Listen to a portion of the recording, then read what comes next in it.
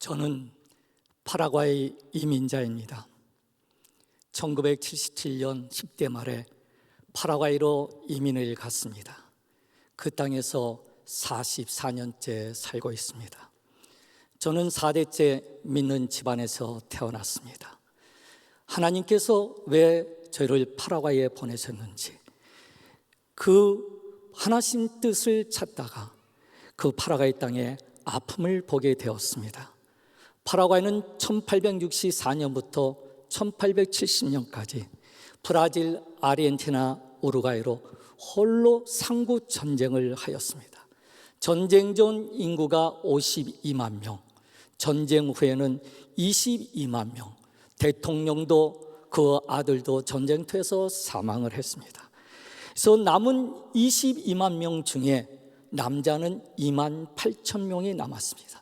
좀 남녀 비율이 1대 8인 나라가 되었습니다.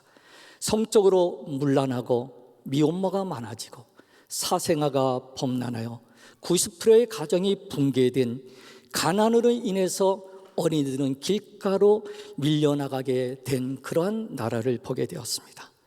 저는 쓰레기 매립장에서 길거리에서 동냥하는 어린이들을 통해서 아브라함 같은 믿음의 가문이 일어나기를 소망하며 1991년 100불짜리 천막을 치고 새들어 사는 집들의 교회를 시작하였습니다.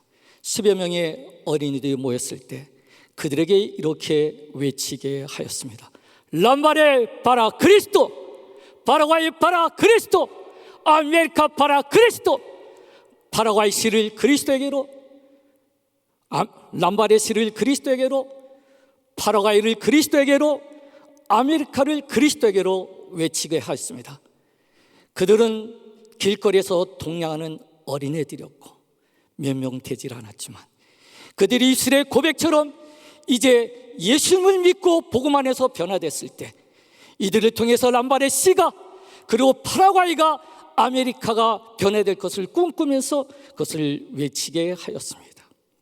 어린이들이 50여 명이 모였을 때 10살서부터 15살까지 아이들을 군대식으로 그리스도의 정병을 만들었습니다. 맹호 부대, 사자 부대, 독수리 부대.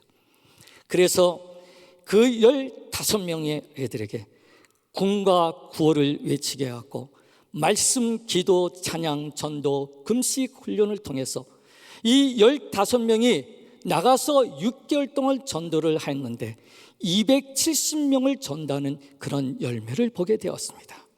어린이를 통해서 부모들이, 형제들이 전도되어 교회를 오게 되었습니다. 그래서 저희 교회 오는 성도들의 90%는 자녀들을 통해서, 동생들을 통해서 교회를 오게 된 것입니다. 주일학교를 통한 교회 부흥이 람바레시뿐만 아니라 또 파라과이만 아니라 남미의 심장인 파라과이가 변화되어서 이 중남미를 변화시키고자 하는 그런 꿈을 꾸게 되었습니다. 그래서 아리바 니뇨, 일어나라 어린이들아, 아버지를 모른 채 자라나고 있는 길거리에서 동냥하며 살고 있는 그 무너진 가정의 그 아이들이 이제 복음 안에서 예수님을 구주로 영접하고 하나님의 자녀가 되었을 때 그들을 통해서 그 파라과이가 변화되고 남미의 심장인 파라과이가 변화되어서 이 중남미를 변화시키고 아메리카를 변화시키고자 하는 이러한 꿈을 이루는 미래의 지도자, 그들을 일으키라 아리바 니뇨, 일어나라 어린이를, 그 부흥집회를 이제 꿈꾸게 되었습니다. 아리바 니뇨스는 버림받고 학대받고 있는 그 어린아이들이 복음 안에서 하나님의 자녀로서 정체성을 발견하여 미래의 지도자로 일으키는 어린이 부흥 운동입니다.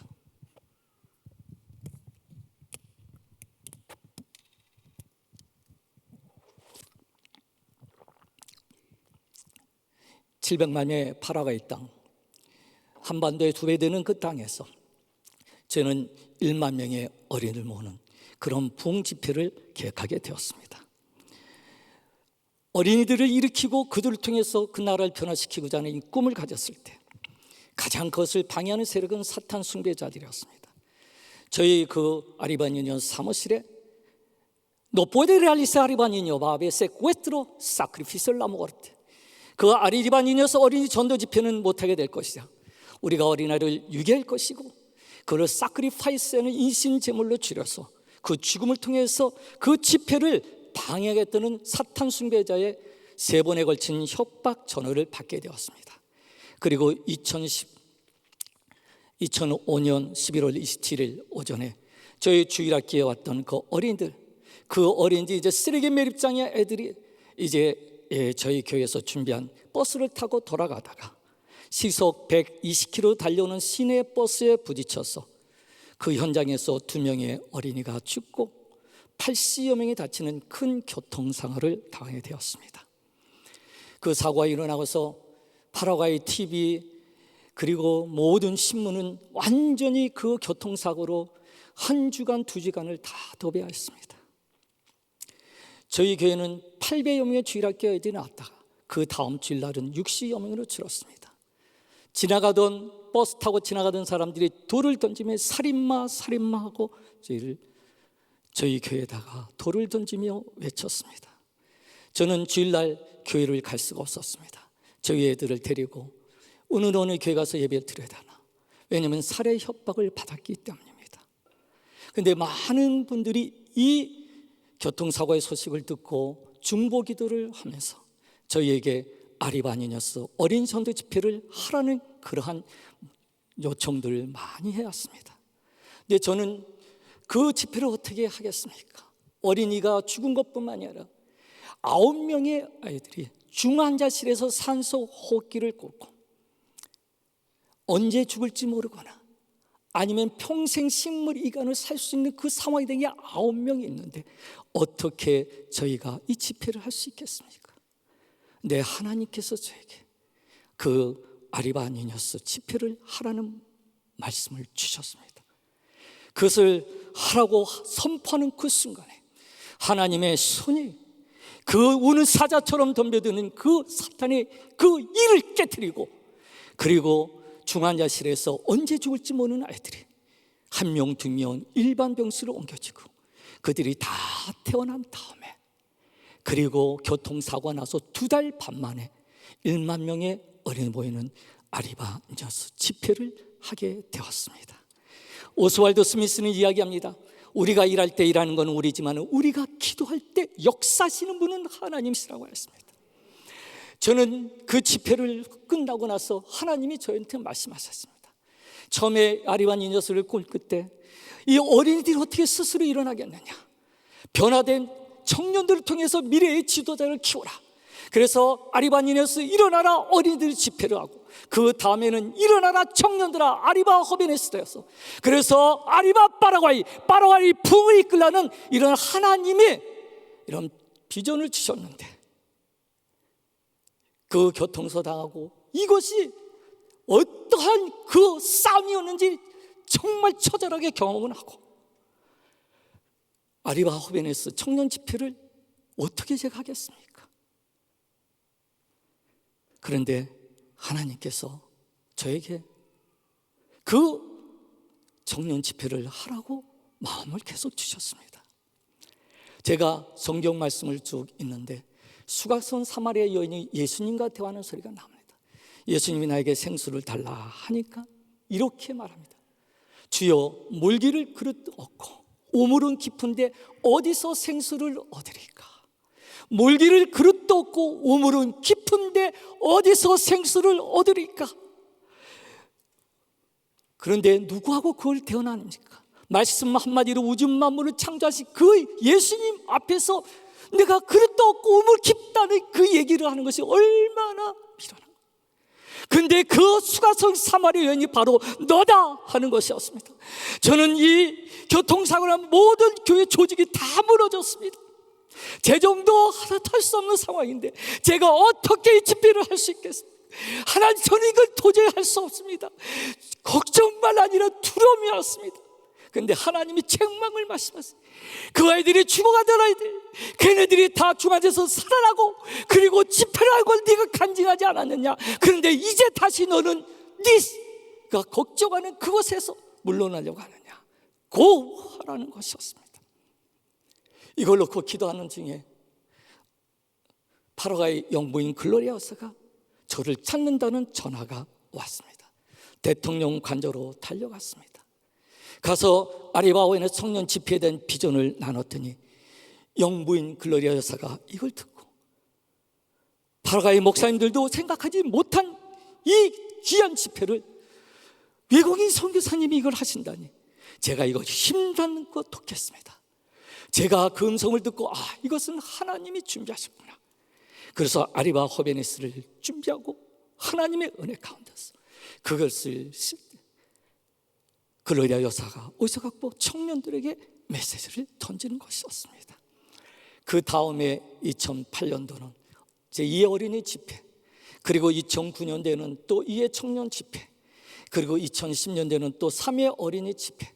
그때는 414 윈도우의 김난수 목사님, 또 루이스 부시 목사님 오셔서 함께 이 비전을 나누고 또한 사역을 하였습니다. 그 2011년도에는 파라과이가 독립 200주년이었습니다. 그때 제3의 청년 집회를 하는 해였습니다. 근데 하나님께서 저에게 너는 그동안의 파라과이를 향해서 선포한 그 기절을 생각해봐라. 이사야서 60장 22절, 작은 자가 천을 이기겠고 약한 자가 강을 이길 것이니 때가 되면 나 여호와가 속히 이르리라. 작은 자, 약한 자, 파라과이는 작은 나라, 인구 700만이에요. 그 약한 나라의 가난한 나라입니다. 근데 이 작은 자가 천을 이길 것에서 약한 자가 강국을 이룰 것이라고 네가 그것을 믿고 직경에 달려왔는데, 이번 독립 200주년을 맞이해서 국토 횡단 마라톤을 하라는 하나님의 음성이 들려왔습니다. 브라질 국경 이과수 폭포가 있는 데레스테 도시에서부터, 파라과이 제2의 도시죠. 거기서부터 데레스테에서부터 수도 아순션까지 327km를 달리면서 각 도시를 달릴 때마다 이제 거기서 복음전도 집회를 하면서 달리라. 그래서 월요일날 시작해서 토요일까지 이 국토횡단 마라톤을 하는 것입니다. 그래서 각 도시를 들어갑니다. 거기서 이제 카퍼를 하면서 호베네 사노 나시온 포데로사, 건강한 청년 강한 나라를 이걸로 외치면서 그 도시 시장들 함께 달렸고, 그리고 저희가 그 고속도로 들어갈 때마다 그 도시에서의 학교는 다 휴교를 하고 국기를 그 앞에 나와서 저희 그 마라톤 팀을 웰컴하는 것이었습니다. 그때 까과스 도시, 파라과이 제5도시인데 그 시장이 함께 저희 이 아리바 호벤에서 구호를 외치며 뛰면서 선교사님 내년도에 그 어린이 집회를 저희 도시에 와서 해달라고, 그리고 또 또바띠 도시에서 이런 요청이 와서 제4의 그 어린이 집회는 까과스시에서였다. 실내체육관에 한 10,000여 명이 모이는 아이들이 모여서 집회를 하게 되었습니다.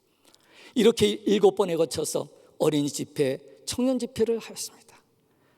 그리고 나서 하나님이 저한테 이제는 네가 내게 지시하는 것을 알아. 그리고 그동안에 하나님이 하게 했던 파라과이의 눈물, 인디언들, 추장들을 돌본 일을 하게 하였습니다. 그 아리바 니녀스 호벤에서 할 때 단기 선교팀들이 미주에서 많이들 왔습니다. 그런데 다 집회 끝나고선 더 이상 선교팀이 오지를 않았습니다. 그러나 하나님이 주신 이 비전, 아리바 니녀스 이것은 계속 달려가는데, 파라과이는 1월이면요 가장 덥습니다. 섭씨 40도에 45도, 그리고 화씨는 105도, 그것이 1월, 2월이 진행되는, 그때 그 쓰레기 매립장에서 컸던 그리스도의 정병 아이들을 갖다가 훈련시켜갖고 이들과 함께 그 아리바니스 비전을 나누면서 이제 저희가 파라과이 각 도시를 달리면서 BVS 여름 성경학교 투어를 하게 되었습니다. 6개의 도시를 다니면서 그들에게 복음을 전하고 또 그들과 함께 이제 놀고, 그리고 같이 그들과 함께 지내면서 그들에게 필요한 것도 이제 간식도 나눠주면서 3,000여 명의 어린이들에게 복음을 전하는 일을 계속 하다가 2020년 팬데믹 전까지 매년 이제 9번을 하였습니다. 그리고 팬데믹이 시작되었습니다. 팬데믹이 시작하면서 하나님, 교회도 학교도 공항도 다 닫히고 아무것도 할 수 없는 상황이었습니다. 그런데 TV에 한 어린이가 이제 음식점에서 먹을 거를 훔쳐먹는 그 장면이 나왔는데, 그 어린이가 무료급 식사에 왔던 아이였습니다. 팬데믹이 되면서 무료급식가 다 멈추니까 먹을 것이 없어갖고 음식점에서 음식을 막 훔쳐먹는 그 장면이 떠올랐습니다. 저희도 쓰레기 매립장 여러 군데 무료급식을 하다가 팬데믹 되면서 다 멈췄는데 하나님이 그 장면을 보게 하였습니다. 그리고 나서 이제 다녀보니 너무나 어려움이 많았습니다. 그래서 쓰레기 매립장을 중심으로 해서 한 군데, 두 군데, 세 군데 하다가 12군데까지 갔어요. 아이들이 이제 냄비를 들고 오면은 저희가 준비한 것 같아서 한 100여 명이 줄 쫙 서서 받아갑니다. 어떤 때는 200여 명이 나와서 그날 하루 먹을 거를 그걸 받아가는 것이었습니다. 빈민촌 어린이 무료급식 사랑의 냄비 운동을 하게 되었습니다. 그런데 또 이제 저에게 이런 전화 옵니다. 선교사님, 저는 저 지역의 인디언 추장입니다. 저희 추장학교 했던 추장인데 팬데믹 기간 때문에 정말 아무것도 할 수 없고 저희가 굶주리고 있습니다. 와서 도와달라고. 그래갖고 사랑의 키트, 그래갖고 그들에게 필요한 구호품을 싣고서 인디언 마을에 가고 그 인디언들에게 먹을 것도 주고 복음도 전하고 마스크도 주고 어린이들에게 필요한 것들을 나눠주며 한 번 갈 때마다 500개 키트를 해서 갔다 오고 또 갔다 오고 또 가고, 그리고 이제 11월 달 다음번에 또 이제 곧 또 가려고 합니다. 그리고 또 이제 하나님 보여주신 것이 파라과이 목회자, 특별히 지방에 그리고 국경도시가 다 닫혀갔고요. 교회가 예배를 드릴 수 없으니까 목회자들이 너무 어려운 상황이 되는 거예요. 너무나 가난하고 어려운 교회에 예배도 못 드리잖아요. 그런데 그 중에서도 가장 힘든 것이 장애인 목회자들이었습니다. 그들의 소식을 듣고 이제 러브 딜리버리, 그래서 그들에게 필요한 휠체어를 갖다 주며 구호품을 전달하는 이것을 각 도시를 다니면서 하게 되었습니다. 하나님이 저에게 그랬습니다. 많은 일을 할 수 있지만 내가 가장 이 팬데믹 기간 동안에 마음 아파하는 그 일은 빈윤천의 어린이들, 그리고 그 불쌍한 인디언들, 목회하다가 이 장애인 된 그 목사님들을 돌보는 일을 하게 되었습니다. 저는 이 일을 시작하면서 고린도후서 그 1장 8절에 10절의 말씀 기억이 났습니다. 사도 바울이 이렇게 고백합니다. 형제들아, 우리가 아시아에서 당황한 너는 너희가 알지 못하기를 원치 않으니 힘에 지나쳐도 심한 고생을 받아 살 소망까지 끊어지고 우리 마음의 사형 선고를 받은 줄 알았으니 이는 우리로 자기를 의뢰하지 말고 오직 죽은 자로 다시 살리시는 하나님만 의뢰하게 하심이라. 그가 이같이 큰 사막에서 건지셨고 또 건지시리라. 또한 이후에라도 건지시기를 그를 의지하여 바라노라. 저는 그 교통사고를 당하고 나서 정말 힘에 지나도록 심한 고생을 받았어요. 그 소식을 듣고 나서는 저는 그 자리에서 기절을 하였어요. 어떻게 제가 살아갈 수 있고 어떻게 제가 이 순간을 넘어갈 수 있느냐는 거예요. 많은 사람들은 제가 이제는 끝났구나, 그리고 TV에 나온 그 검사가 최소한도 30년은 제 감옥에 집어넣을 수 있다까지 얘기했던 그 상황, 그리고 정말 도저히 제가 파라과이 선교할 수 없는 그런 상황, 하나님께서 그 자리에 있게 하셨고 그 마음의 사형 선고를 받은 그 상황 속에도 죽은 자를 다시 살리시는 하나님만 의지하게 하고, 그리고 그 하나님께서 건지셨고 또 건지시리라, 이후에도 건지시기를 바라는 그 말씀을 의지하면서 빈민 이 팬데믹 기간 동안에 코로나의 감염의 위험에도 불구하고 빈민촌의 어린이들, 그 인디언들, 그 장애인 목회자들을 돌보게 되었습니다. 저는 이 말씀 보내서 사도 바울이 첫 선교여행을 마치고 자기를 파송한 교회 성도들을 다 모아놓고 이렇게 선교복을 합니다. 교회를 모아 하나님이 함께 하신 모든 일과 이방인들에게 믿음의 문을 여신 것을 고하고, 네, 거기에 하나님이 함께 하신 모든 일이었습니다. 어저께 조봉희 목사님께서 말씀하십니다. With 코로나는 with Christ라 합니다. 지금 저는 이 팬데믹 기간 동안에 깨달은 것이 뭐냐면 바로 하나님이 함께 하셨다는 겁니다. 믿으시면 아멘 하시기 바랍니다. 그리고 이방인들에게 믿음의 문을 여신 것을 고하고 근데 영어 성경에 보니까 How he had opened door라고 했습니다. 이방인들에게 믿음의 문을 어떻게 여신 것을 구하건대, 어떻게는 그 노하우 전략이 나오는 것입니다.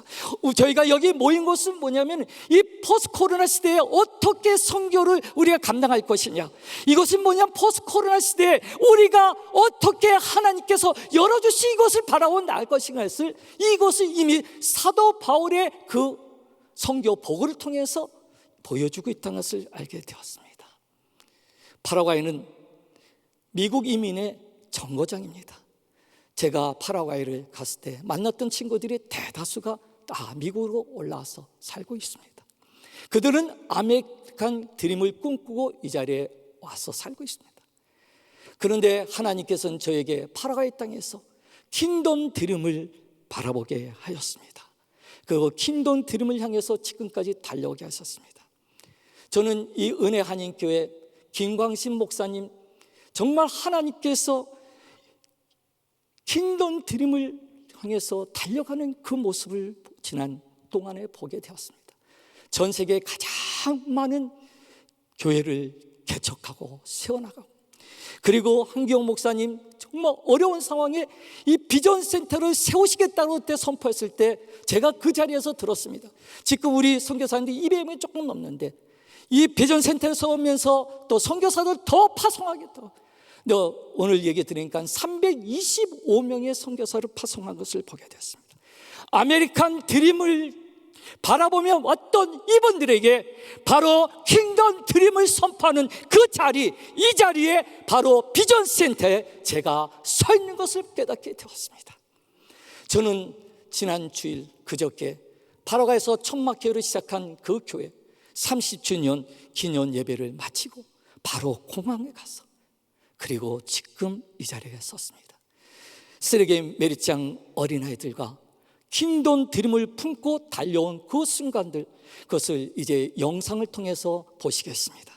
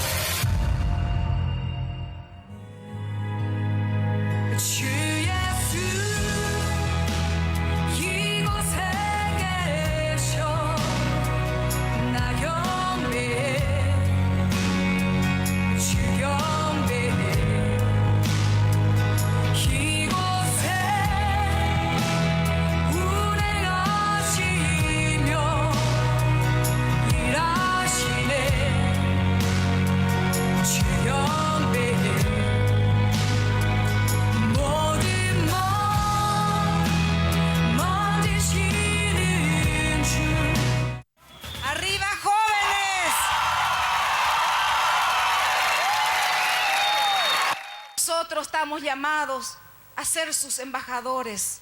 embajadoras del reino de Dios, porque Dios tiene un plan para ustedes. Están llamados a salir, a presentar el evangelio.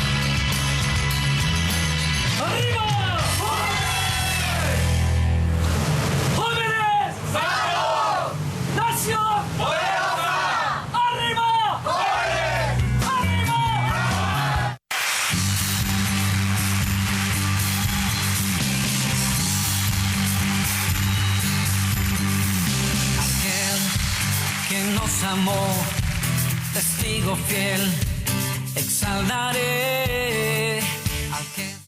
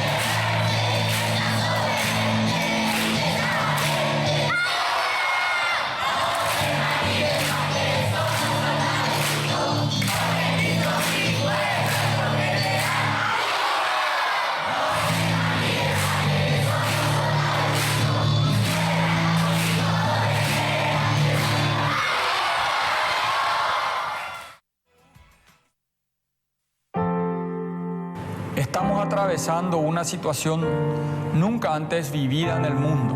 Jamás imaginamos que en una semana todo cambiaría de esta forma y tan rápido en el mundo y en el Paraguay.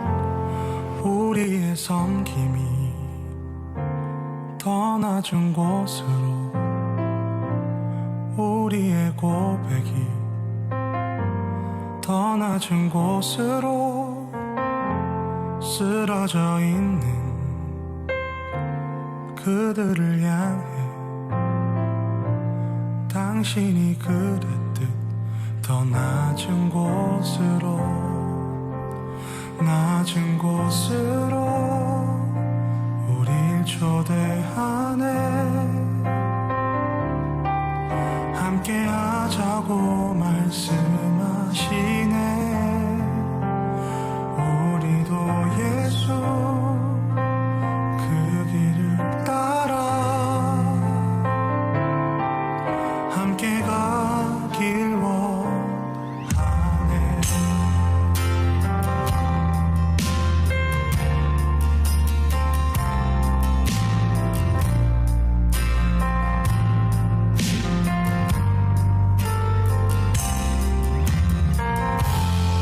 우리의 섬김이 더 낮은 곳으로